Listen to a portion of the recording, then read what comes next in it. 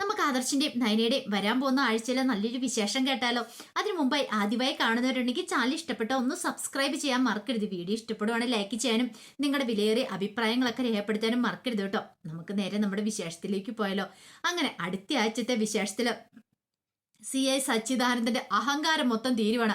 അയാൾ പറഞ്ഞ കള്ളത്തരങ്ങളൊക്കെ അങ്ങനെ വെളിയിൽ വരുവാണ്. ഒടുവില് അയാൾ ജയിലിലേക്ക് പോവാണ്. അപ്പൊ ഇത്രയും കാലം അയാൾ കാണിച്ചു കൂട്ടിയ തരികടയൊക്കെ നന്ദു പൊക്കുന്നുണ്ട്. നന്ദു അനിയും വെറുതെ ഇരിക്കുവോ? അപ്പൊ അതിന്റെ കുറച്ച് നല്ല നല്ല വിശേഷങ്ങളൊക്കെയാണ് നമ്മൾ കാണുന്നത്. നമ്മളെല്ലാവരും കാണാൻ കാത്തിരുന്നൊരു വിശേഷം തന്നെയായിരുന്നു. കാരണം അയാളുടെ അഹങ്കാരം കൊണ്ടാണ് ഇപ്പം നന്ദുവിന്റെ അനിയുടെയും കാര്യം ഇത്രത്തോളം വരെ എത്തി നിൽക്കുന്നേ. അയാൾ ഒരു പക്ഷേങ്കിൽ ഈ ആലോചനയായിട്ട് മുന്നോട്ട് വന്നില്ലായിരുന്നെങ്കിൽ ഉറപ്പായിട്ടും നന്ദുവിന്റെ കഴുത്തിൽ അനി താലിയാർത്തിയാണ്. അയാളുടെ ആലോചന വന്നുകൊണ്ട് മാത്രമാണ് കനകയും ഗോവിന്ദനും ഒക്കെ നന്ദുവിനെ പ്രഷർ ചെയ്തുകൊണ്ടിരിക്കുന്നത്. കല്യാണത്തിന് സമ്മതിച്ചില്ല എന്നും പറഞ്ഞുകൊണ്ട് കനക ഒടുവിൽ എന്ത് ചെയ്യണം, ആത്മഹത്യ ചെയ്യാനായിട്ട് സാരിയൊക്കെ ഇട്ട് പാനയിലേക്ക് ഇട്ട് തയ്യാറായിട്ട് നിൽക്കുകയാണ്. അപ്പോഴേക്കാണ് ആദർശം നയനയും കൂടെ അങ്ങോട്ടേക്ക് വരുന്നത്. ആ സമയം നന്ദു കഥകയിൽ ഇങ്ങനെ മുട്ടിക്കൊണ്ടിരിക്കുക. കഥ തുറക്കമ്മയെന്ന് പറഞ്ഞുകൊണ്ട്. അപ്പോഴേക്കും ആദർശം നയനയും വന്നിട്ട് ചോദിച്ചു, എന്താ എന്താ കാര്യം എന്നൊക്കെ ചോദിക്കണം. അപ്പോഴേക്കും ഗോവിന്ദനും ഓടി വന്നു.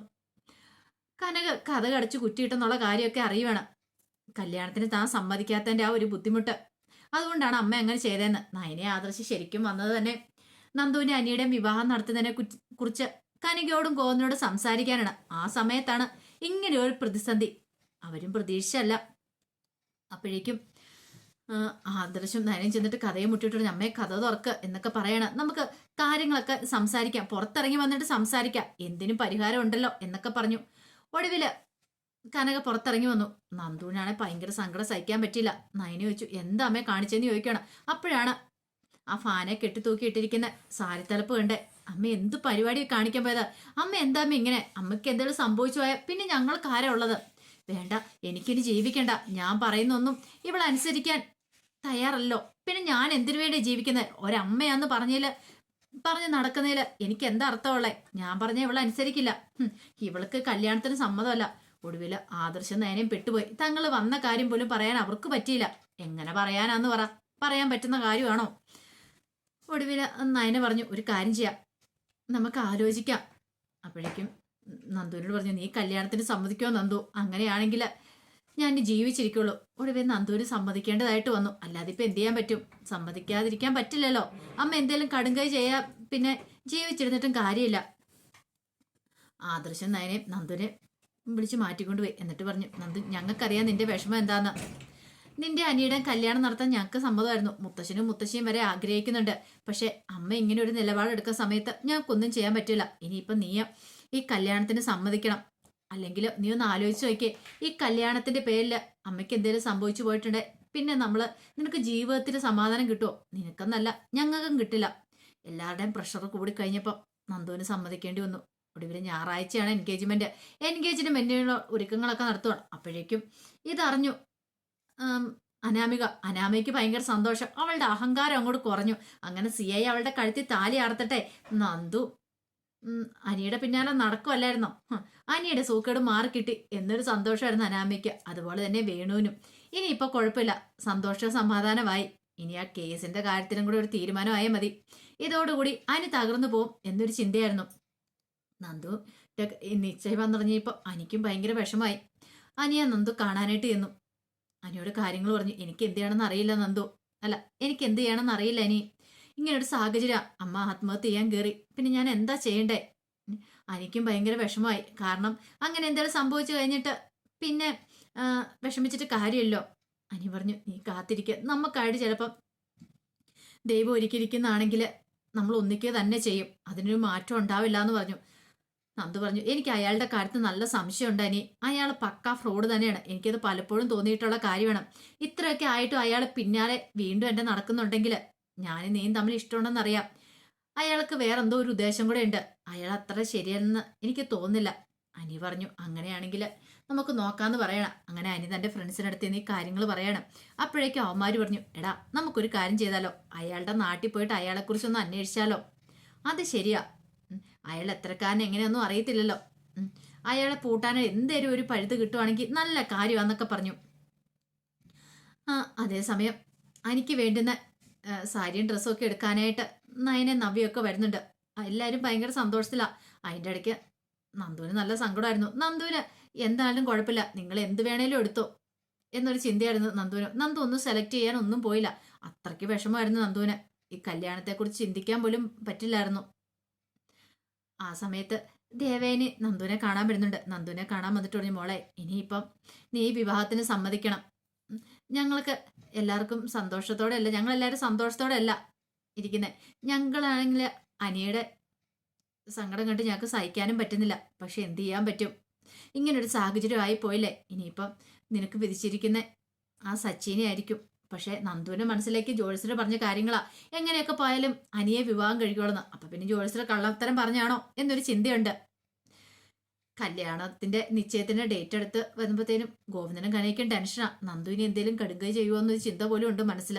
അങ്ങനെ എല്ലാ ഒരുക്കങ്ങളും നടത്തി ആദർശം നയനയൊക്കെയാണ് മുന്നിട്ട് നടന്ന എല്ലാ കാര്യങ്ങളും ചെയ്യുന്നത്. ആ സമയത്ത് അഭി ചെന്ന് നവിയോട് പറയുന്നുണ്ട്, ഇനി ഞാൻ നോക്കിയിട്ട് ഏറ്റവും നല്ല വഴി ഈ വിവാഹം തന്നെയാണ്. അതെന്താ അഭി അങ്ങനെ പറഞ്ഞത്? അല്ല, ഈ വിവാഹം നടക്കുവാണെങ്കിൽ അനാമിയായിട്ടുള്ള വലിയ പ്രശ്നങ്ങളും കാര്യങ്ങളൊക്കെ മാറും. ഈ കുടുംബത്തിലുള്ളവർക്ക് ഒരു സമാധാനം കിട്ടും. നന്ദു അനിയും കൂടെ ഒന്നും പറഞ്ഞോണ്ടല്ലായിരുന്നു അവൾക്ക് ഏറ്റവും വലിയ വിഷമം. അപ്പോഴേക്കും നവ്യ പറഞ്ഞു, എന്നൊക്കെ പറഞ്ഞാൽ ഇനി അവൾ ഈ വീട്ടിലേക്ക് വരാൻ പോകുന്നില്ല. മുത്തശ്ശനെയും മുത്തശ്ശിയൊക്കെ കോടതി കയറ്റിയിട്ട് അവൾ ഈ വീട്ടിലേക്ക് വരുമോ? ഒരു കാരണവശാലും ഇല്ല. എന്നാലും അഭിക്ക് സന്തോഷമാണ്. ഒരുത്തി അങ്ങോട്ട് പോയി കഴിഞ്ഞിട്ടുണ്ട്, രക്ഷപ്പെട്ടല്ലോ. അല്ലെങ്കിൽ അവളും കൂടെ ഇങ്ങോട്ട് കയറി വന്നായിരുന്നെങ്കിൽ എന്തായിരിക്കും സ്ഥിതി? അതുപോലെ തന്നെ എനിക്കിതൊരു അടിയാണ് താനും. പക്ഷെ ഈ സമയത്തെല്ലാം എനിക്കും ടെൻഷനായിരുന്നു. വിവാഹത്തിന്റെ നിശ്ചയത്തിന്റെ തീയതി അങ്ങ് അടുത്ത് വരുമ്പോഴത്തേനും ഭയങ്കര ബുദ്ധിമുട്ട്. സച്ചി ആണെങ്കിൽ ഇടയ്ക്കിടയ്ക്ക് നന്ദുവിനെ ഇങ്ങനെ വിളിച്ചുകൊണ്ടിരുന്നു. നന്ദു മൈൻഡ് ചെയ്യാൻ പോലും പോയില്ല. നന്ദുവിനാണെങ്കിൽ ഈ വിവാഹം നിശ്ചയം പോലും വേണ്ട, കല്യാണം വേണ്ടെന്ന് പറഞ്ഞിരിക്കുക.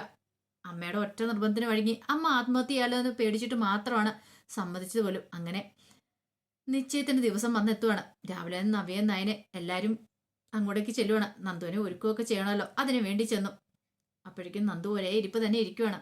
നന്ദു പറഞ്ഞു, എനിക്കറിയില്ല നയനേച്ചി എന്ത് ചെയ്യണമെന്ന്. എനിക്കിതിന് സമ്മതമല്ല. എൻ്റെ ജീവിതം തകർന്നത് കൂട്ടിയാൽ മതി. ഇതുപോലെ തന്നെയായിരുന്നു അനിയെ നിർബന്ധിച്ച് കല്യാണത്തിന് കൊണ്ടുപോയിട്ട് ഒടുവിൽ അനിയുടെ ജീവിതം തകർന്നുപോയി. നന്ദുവിനറിയാം ഈ വിവാഹം നടന്ന തൻ്റെ ജീവിതം തകരുമെന്ന് തനിക്ക് 100% ഉറപ്പുണ്ട്. ഒടുവിൽ നയന പറഞ്ഞു, നീ ഒന്ന് സമ്മതിക്ക് എന്നൊക്കെ പറഞ്ഞ് സമാധാനിപ്പിക്കുകയാണ്. അങ്ങനെ ഇരിക്കുന്ന സമയത്ത് നന്ദുവിന് ഫോണിലേക്ക് ഒരു കോള് വരുന്നേ. നന്ദു ചെയ്തു ഇപ്പൊ തന്നെ വരാമെന്നും പറഞ്ഞിട്ട് പെട്ടെന്ന് ഇറങ്ങി പോകണം. നയന വെച്ച് എവിടേക്കാ? ഞാൻ വരാമെന്നും പറഞ്ഞ് അങ്ങോട്ട് പോയി. ഒന്നും പറഞ്ഞില്ല, ആരോടും ഒന്നും പറഞ്ഞില്ല. നന്ദു പെട്ടെന്ന് തന്നെ അങ്ങോട്ട് ഇറങ്ങി പോവാണ്. ആ സമയം എല്ലാ ഒരുക്കങ്ങളും പൂർത്തിയായി. സച്ചിയും കുടുംബം വീട്ടിലേക്ക് വന്നു. അതുപോലെ തന്നെ ജലജയും ജാനകിയും ദേവേനെ എല്ലാവരും വന്നു. ജാനകിക്ക് ഭയങ്കര സന്തോഷം. ഇവളുടെ കല്യാണം കഴിഞ്ഞ് പോവുകയാണെങ്കിൽ തൻ്റെ അനി രക്ഷപ്പെട്ടല്ലോ എന്നൊരു ചിന്തയായിരുന്നു. ഇനിയിപ്പോൾ അവളുടെ ശല്യം ഉണ്ടാവില്ലല്ലോ, ആ ഒരു ചിന്തയും കൂടെ മനസ്സിലുണ്ടായിരുന്നു. അതുകൊണ്ട് എല്ലാം കൊണ്ടും അവർക്ക് ജലജയ്ക്കും ജാനകിക്കും ഒക്കെ ഭയങ്കര സന്തോഷമാണ്. പക്ഷെ മുത്തശ്ശനും മുത്തശ്ശിക്കും സങ്കടം ഉണ്ടായിരുന്നു. ഇത്ര നല്ലൊരു പെൺകുട്ടിയെ തൻ്റെ കൊച്ചുമോൻ്റെ ഭാര്യയായിട്ട് വന്ന് കിട്ടിയില്ലല്ലോ എന്നൊരു ടെൻഷൻ അവരുടെ മനസ്സിലുണ്ട്. പിന്നെ നല്ലത് തന്നെ വരട്ടെ, അവൾക്ക് എവിടെയായിരുന്നെങ്കിലും നല്ലൊരു ജീവിതം കിട്ടിയാൽ മതി എന്നൊരു ചിന്തയായിരുന്നു അവരുടെ മനസ്സിൽ. ആ സമയം നന്ദു അനിയുടെ അടുത്തേക്ക് ചെന്നു. അനിയുടെ അടുത്ത് ചെന്നപ്പോഴാണ് അനി ആ കാര്യം പറയണേ. അവന് പക്കാ ഫ്രോഡാണ്, അവനെതിരെയുള്ള തെളിവുകളൊക്കെ കിട്ടിയിട്ടുണ്ട്, നീ വാ നന്ദു എന്ന് പറഞ്ഞു. അങ്ങനെ നന്ദു എന്ത് ചെയ്യാണ്, പോലീസ് സ്റ്റേഷനിൽ ചെന്നിട്ട് യൂണിഫോം ഒക്കെ എടുത്തിട്ട് സിയയുടെ കള്ളത്തരം കണ്ടുപിടിക്കാനായിട്ട് പോവാണ്. ആ സമയത്ത് നന്ദുവിനെ കാണാതെ വന്നു കഴിഞ്ഞപ്പോഴത്തേനും എല്ലാവരും അന്വേഷണം തുടങ്ങി. സിയയും കൂട്ടരും അങ്ങോട്ടേക്ക് വന്നു. അവരെയൊക്കെ ക്ഷണിച്ചുകൊണ്ടിരുത്തി. അപ്പൊ വീട്ടിൽ വെച്ചൊരു ചടങ്ങാണ്, മോതിരം ചടങ്ങല്ലേ. അപ്പൊ അതത്ര വലിയ ഗംഭീരമായിട്ട് നടക്കണ്ടല്ലോ. രണ്ടു കൂട്ടുകാരും പിന്നെ അനന്തപുരിക്കാരും ഒക്കെ മതി, അത്യാവശ്യം വേണ്ടുന്ന ബന്ധുക്കാരൊക്കെ മതി. അങ്ങനെ അവരെല്ലാരും തയ്യാറായിട്ടിരിക്കുക. അപ്പോഴേക്കും കനക പറഞ്ഞു, മോള് പുറത്ത് വരെ പോയിക്ക, ഇപ്പൊ തന്നെ വരും. അപ്പോഴേക്കും ജലജ പറഞ്ഞു, എൻഗേജ്മെന്റ് ആയിട്ടാണ് അവള് പുറത്തു പോകുന്നത്, അവൾക്ക് എന്താ ഒട്ടും ഉത്തരവാദിത്വം ഇല്ലേ എന്നൊക്കെ പറയുന്നുണ്ട്. ആ സമയത്ത് സച്ചിയുടെ അച്ഛൻ പറഞ്ഞു, എന്നാലും ഇത്ര സമയമായിട്ട് ഇത് എവിടെ പോയിരിക്കുക? അല്ല ഇപ്പൊ തന്നെ വരും, പുറത്തു വരെ പോയിരിക്കുക എന്നൊക്കെ പറയണ. അതേസമയം അവനെ പൂട്ടാനുള്ള CI പൂട്ടാനുള്ള തെളിവുകളൊക്കെ ആയിട്ടാണ് നന്ദു അങ്ങോട്ടേക്ക് വീട്ടിലേക്ക് വരുന്നത്. CI ഒരിക്കലും പ്രതീക്ഷിച്ച കാര്യമായിരുന്നില്ല. CI അങ്ങോട്ടേക്ക് വലിയ ആളും കളിച്ച് അവിടെ കയറി ഇരിക്കുവാണ്. ഇപ്പൊ തന്നെ നന്ദു വരും, മോതിരമാറ്റമൊക്കെ നടക്കുമെന്ന് വിചാരിച്ചോണ്ട് അങ്ങനെ ഇരിക്കുമ്പോൾ നന്ദു അങ്ങോട്ട് കയറി വന്നു പോലീസ് യൂണിഫോമില്.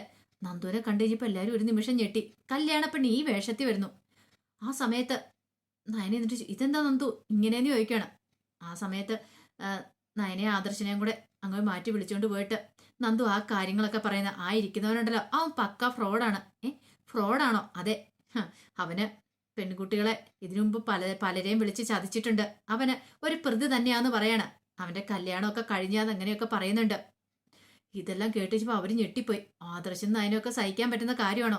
പിന്നെ നന്ദു അങ്ങോട്ട് ചെന്നു. നന്ദു എന്നിട്ടൊന്ന് എഴുന്നേക്കടാന്ന് പറയാണ്. അപ്പോഴേക്കും കനയും കോന്നിനും വന്നിട്ട് എന്താ നന്ദു, നീ എന്ത് പരിപാടിയെ കാണിക്കാൻ പോന്നു ചോദിക്കാണ്. ഇവൻ ആരാന്നറിയത്തില്ല, ഇവൻ പക്കാ ഫ്രോഡാണ്, ഇവനൊരു ക്രിമിനലാണ്. ഇവന് ഇതിനു മുമ്പ് കുറെ പെൺകുട്ടികളെ വഞ്ചിച്ചിട്ടുണ്ടെന്ന് പറയാണ്. വഞ്ചിച്ചിട്ടുണ്ടെന്ന് എന്തൊക്കെയാ പറയണേ? അപ്പോഴേക്കും ആദർശം വന്നിട്ട് പറഞ്ഞു, ഇപ്പോഴല്ലേ നിന്നെക്കുറിച്ചുള്ള സത്യാവസ്ഥ അറിയുന്നേ. ഈ കുടുംബത്തിൽ കയറി കളിച്ച നിന്നെ ഉണ്ടല്ലോ ജീവനോടെ വിടാൻ പാടില്ല, നിന്നെ ഞാൻ ശരിയാക്കുമെന്ന് പറഞ്ഞുകൊണ്ട് കൈ പോയിക്കൊണ്ട് അങ്ങോട്ട് ചെല്ലുവാണ് തല്ലാനായിട്ട്. അപ്പോഴേക്കും മൂർത്തിമുത്തനും എല്ലാവരും കയറി തടഞ്ഞു. ആ സമയം അവനെ അങ്ങോട്ട് കഴുത്തിന് കുത്തിപ്പിടിച്ച് എഴുന്നേപ്പിച്ചു നന്ദു. എന്നിട്ട് പറഞ്ഞു, ഇങ്ങോട്ട് വാടാ, ഇങ്ങോട്ട്, നിനക്കെതിരെ കംപ്ലൈന്റ് കിട്ടിയിട്ടുണ്ട്. നീ കല്യാണം കഴിക്കാനായിട്ട് വന്നിരിക്കുന്നോ എന്നെ തന്നെ? ഇത്രയും വലിയ ഫ്രോഡ് തരം കാണിച്ചിട്ട് അവനെതിരെ പെൺകുട്ടികൾ കംപ്ലൈന്റ് കൊടുത്തിട്ടൊക്കെ ഉണ്ടായിരുന്നു. പക്ഷെ അവനത് അറിഞ്ഞില്ല. ഇതിന്റെ പിന്നില് അനിയൊക്കെയാണ് പ്രവർത്തിച്ചത്. അനിക്കൊക്കെ സംശയം തോന്നിയായിരുന്നു അവന്റെ ചില പെരുമാറ്റത്തിലും കാര്യത്തിലും ഒക്കെ. അപ്പൊ നന്ദു അനിയൊക്കെ മുന്നിട്ടിറങ്ങി തന്നെ അവന്റെ കള്ളത്തരമൊക്കെ പൊളിച്ചെടുക്കുകയാണ്. അങ്ങനെ വിവാഹം മുടങ്ങുവാണ്. അപ്പൊ അതിന്റെ അടിപൊളി വിശേഷങ്ങളൊക്കെയാണ് കാണാൻ പോകുന്നത് ഇനി വരുന്ന ദിവസങ്ങളിൽ. നമ്മളെല്ലാവരും കാണാൻ ആഗ്രഹിച്ചൊരു കാര്യം തന്നെയായിരുന്നത്. അപ്പൊ ആ വിശേഷങ്ങൾക്കായി നമുക്ക് എല്ലാവർക്കും കാത്തിരിക്കാം കേട്ടോ. ഒരിക്കൽ കൂടി എല്ലാവർക്കും ശുഭരാത്രി നേർന്നോട് നിർത്തുന്നു. നന്ദി.